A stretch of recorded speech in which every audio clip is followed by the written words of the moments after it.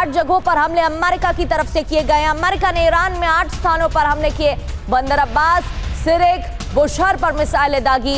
किश द्वीप और चाबहार पर भी हमले किए गए हैं। ईरान ने भी कुवैत पर मिसाइलें दागी, यूएस बेस को टारगेट किया है।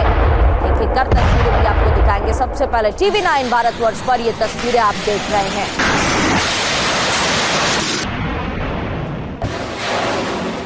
तो अमेरिका की ईरान में विध्वंसक बमबारी भी देखने को मिल रही है। तेहरान पर अमेरिका का बारूदी प्रहार। अमेरिकी बमबारी से राजधानी तेहरान दहली है। अमेरिका ने 5वें दिन ईरान को दहलाया है। तो ये 3 दिन की बात करें तो लगातार तीसरी रात देर रात ये हमला अमेरिका की तरफ से किया गया है। अमेरिका ने हॉर्मुज खोलने का अल्टीमेटम दिया था, 24 घंटे का वक्त दिया था। ईरान नहीं माना तो फिर हमले किए गए। एक बार नहीं, 2 बार नहीं, कई राउंड्स हमले किए जा चुके हैं।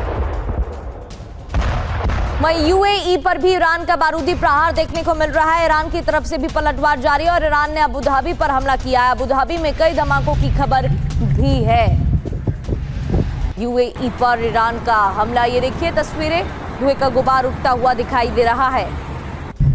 MOU पर हस्ताक्षर के बाद लग रहा था कि अब स्थिति नियंत्रण में आ जाएगी, लेकिन स्ट्रेट ऑफ हॉर्मुज में एक बार फिर से तनाव बढ़ गया है। मिडिल ईस्ट में जंग विध्वंसक होती दिख रही है, तनाव बढ़ता नजर आ रहा है।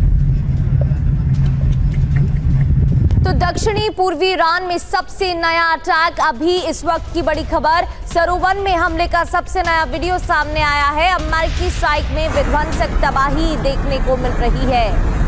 तो ईरान के दक्षिणी और पूर्वी इलाकों में हमले अमेरिका की तरफ से किए गए हैं। अलग अलग स्थानों पर हमले किए गए हैं। बीते हफ्ते की बात करें तो 350 से ज्यादा ठिकानों पर अमेरिका की तरफ से हमले किए जा चुके हैं। अमेरिकी स्ट्राइक की नई तस्वीर, नया वीडियो।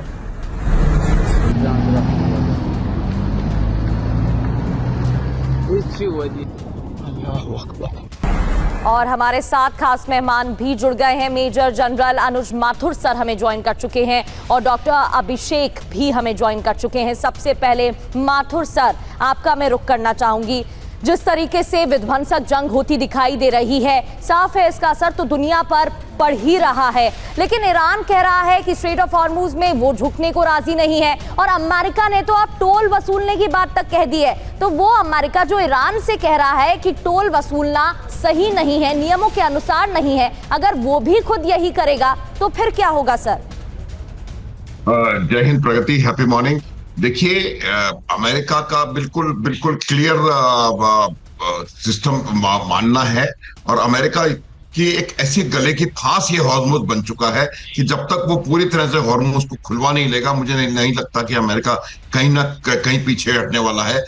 एक बात आप देखिए कि अब ये जो अमेरिका ट्रंप का स्टेटमेंट आया कि वो भी टोल यहां पर वसूल लेंगे, मुझे लगता है इसमें सच्चाई से ज्यादा धमकी है। और उन्होंने ये इसलिए कहा है कि वो एक प्रयास कर रहे हैं कि दबाव बनाया जाए ईरान के ऊपर, और ईरान जो है वो जो अड़ा हुआ है इस बात पे कि वो हमारे बताए हुए रूट्स पर यहाँ पर शिपिंग होगी और हम उसका टैक्स वसूलेंगे, उसके ऊपर कहीं ना कहीं असर हो। ये जो युद्ध हो रहा है प्रगति में पूरे उससे शिद्दत के साथ कहना चाहता हूं कि ये युद्ध चलने वाला है और ये कंटिन्यूअस मुझे लगता है लड़ाई नहीं होगी। और ये ऐसा होगा, अमेरिका 2-3 दिन हमले करेगा, फिर कुछ शांति होगी, फिर हमले होंगे और ये लगातार चलता चला जाएगा।